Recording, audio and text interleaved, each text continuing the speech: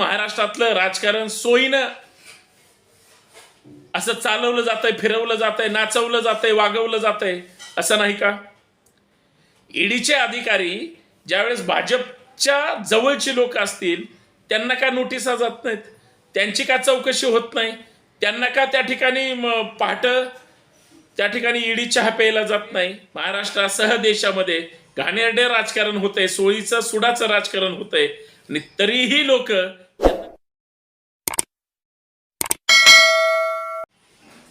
ईडीचं कार्यालय जागृत देवस्थान म्हणून जाहीर करून टाका. कारण ईडीचं कार्यालय कुठं कुठं प्रसन्न होतं.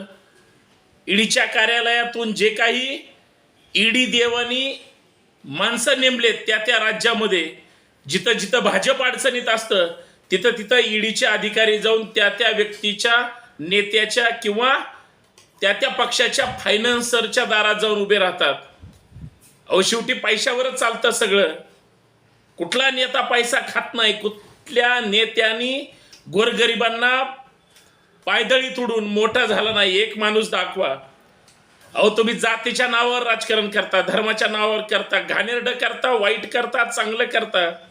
एवढंच काय, जातीवादी करता, मनवादी करता, संघवादी करता, एकदम घाणेरडं करता. पण तुम्हाला राजकारण कुठल्याही स्तराचं करून तुम्हाला सत्तेत यावं लागतं. तुम्ही पुरोगामी असू द्या, परिवर्तनवादी असू द्या किंवा चांगले असू द्या, तुम्हाला सुद्धा राजकारणच करावं लागतं. मग ज्या वेळेस सत्तांतर किंवा सत्ता पाहिजे असते कुठल्याही टोकाला जाऊन राजकारण केलं जातं आणि सत्ता मिळवली जाते. पण नेता जन्माला आला नेतृत्वाच्या दिशेने, नेता जन्माला आला एखाद्या संवैधानिक पदाच्या दृष्टिकोनातून, नेता जन्माला आला एखादा सरकार स्थापन करेपर्यंत, तर लगेच ह्यांचे भुंगे सुरू होतात. मग यांच्या पाठीशी त्या ठिकाणी ईडीचा भुंगा फिरतो, इन्कम टॅक्सचा भुंगा फिरतो. वेगळ्या वेगळ्या गोष्टीतून प्रत्येक नेत्याला, कार्यकर्त्याला, एखाद्या पक्षाच्या प्रमुखाला, एवढंच काय, हितचिंतकांना सुद्धा त्या ठिकाणी टार्गेट केलं जातं. आणि याच विषयावर आपल्याला चर्चा करायची मित्रांनो. जयजी जाऊ. मी आपला मित्र सहकारी संतोष शिंदे. या सामाजिक विचारपीठावर आपल्या सर्वांचं ईडीच्या पैसे भरलेल्या बॅगनी शुभेच्छा. त्याचं कारण पण असं आहे,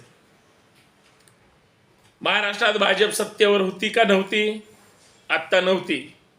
पण भाजपला सत्तेवर यायचं होतं की नव्हतं? यायचं होतं.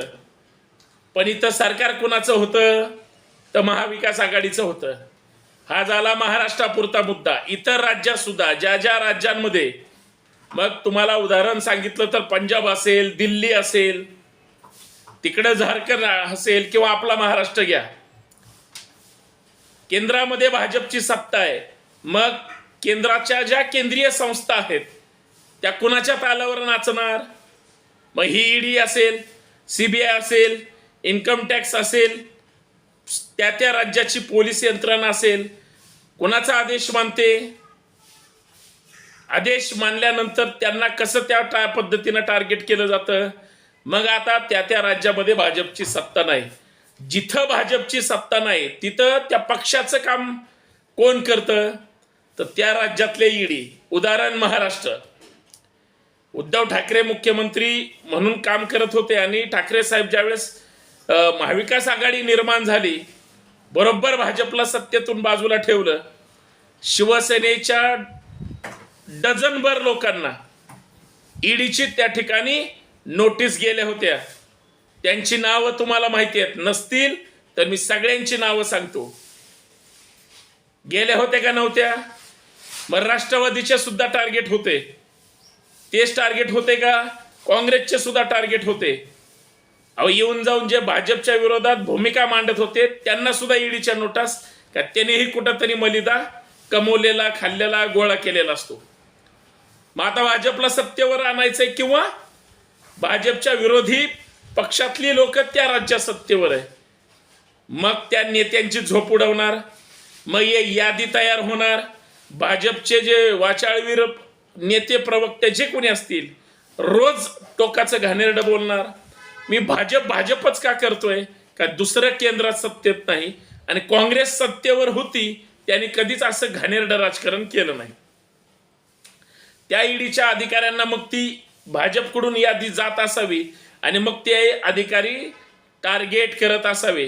त्या अधिकाऱ्यांना पण माझा सवाल आहे, महाविकास आघाडीतले जे सहयोगी पक्ष होते, ज्यांना त्यांच्या पक्षातील आमदारांना, खासदारांना आणि म्हणजे आमदारांच्या नवरा असेल किंवा म्हणजे वेगळी ज्यांच्याकडे क्रीम पोस्ट आणि पद आहेत, अशा लोकांच्या मागे भुंगे लावले. आता ते भुंगे एवढे वाढले की ईडीचं महत्व प्रचंड वाढलं. मला सांगा, ज्या वेळेस हीच लोक त्यांचे पक्ष फोडून नेतृत्वाला धोका देऊन ज्यावेळेस भाजप सोबत आले किंवा भाजपमध्ये आले, ईडीचे अधिकारी का काय करत नाही तो? याचा अर्थ काय? याचा अर्थ हे कुणाच्या आशीर्वादाने प्रसन्न होतात, पावतात?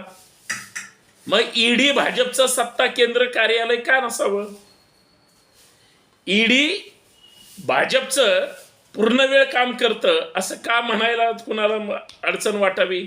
त्याचं कारण सुद्धा असं आहे, शिवसेनेच्या ज्या लोकांना ईडीची नोटीस होती आणि नंतर ती भाजप सोबत गेले शिंदे साहेबांनंतर आणि सरकार हे झालं, नंतर त्यांना म्हणजे अगोदर ते सोम्मा या नावाचा व्यक्ती सतत शिवसेनेच्या उद्धव ठाकरेंपासून सगळ्यांना टार्गेट करायचा.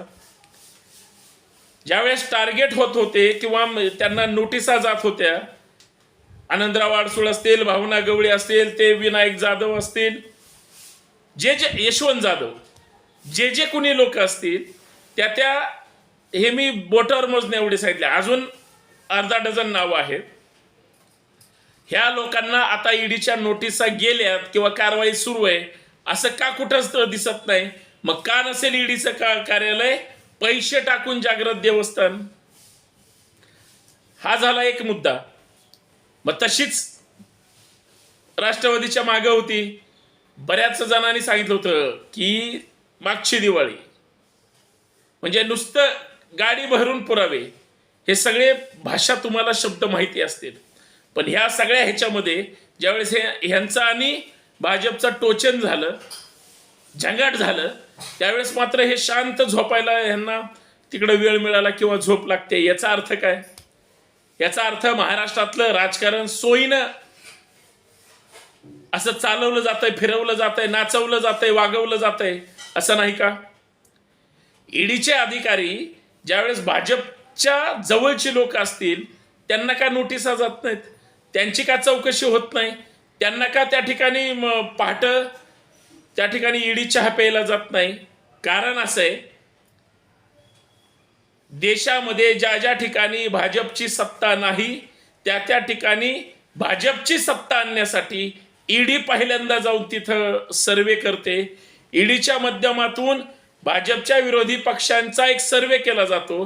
भाजपच्या लोकांना जे सोयीचं वाटतं त्या मतदारसंघातल्या भाजप विरोधी पक्षातल्या पैसेवाल्या लोकांना टार्गेट केलं जातं, केसेस फाईल होतात, ईडी चौकशीला बोलवलं जातं, वेगळ्या भुंगे मागे लागतात आणि मग तिथं तो पक्ष कमजोर होतो आणि भाजपचे नेते मग उन्माद किंवा आत्मविश्वासाने फुलटू फटांग होतात आणि ते सांगतात बघा हे कसे भ्रष्टाचारी आहेत. आणि मग तिथं ईडीचा विजय होतो आणि ईडीच्या माध्यमातून भाजप विजयी होण्यासाठी प्रयत्नशील असते.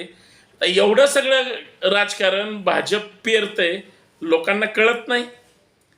मगाशी मला मित्र म्हणाला, अरे महाराष्ट्रामध्ये आता ग्रामपंचायतीच्या ज्या झाल्या त्याच्यामध्ये सत्ताधारी महाराष्ट्रातले भाजप, शिंदे गट आणि अजित पवार गट हे एकदम जोरात आहेत.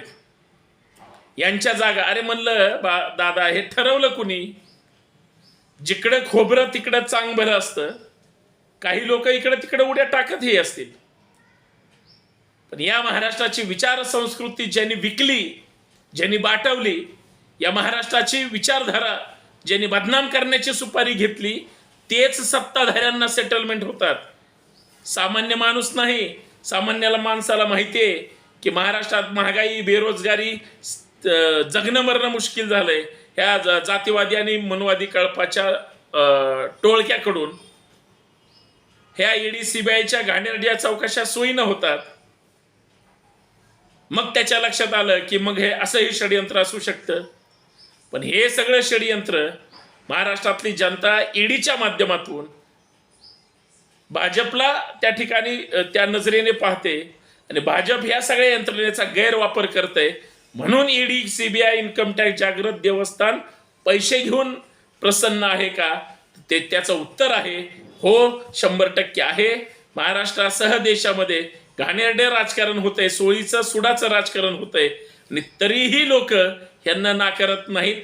मला असं वाटतं उद्या विधानसभा, लोकसभा घ्या, या सगळ्या सत्ताधाऱ्यांना किंवा कुणीही कुठलाही पक्ष असू द्या, जे ह्या सगळ्या यंत्रणेचा गैरवापर करून चांगल्या लोकांना त्या ठिकाणी टार्गेट करतात, त्या घाणेरड्या विचारांच्या लोकांना जनता नाकारणार आहे. तुम्हाला काय वाटतं? मी बोलतोय ते खरं आहे की खोटं आहे? मला कमेंटमध्ये सांगा. एवढीच हात जोडून विनंती आणि जास्तीत जास्त शेअर करा. धन्यवाद. जय जाऊ, जय महाराष्ट्र, जय शिवराय.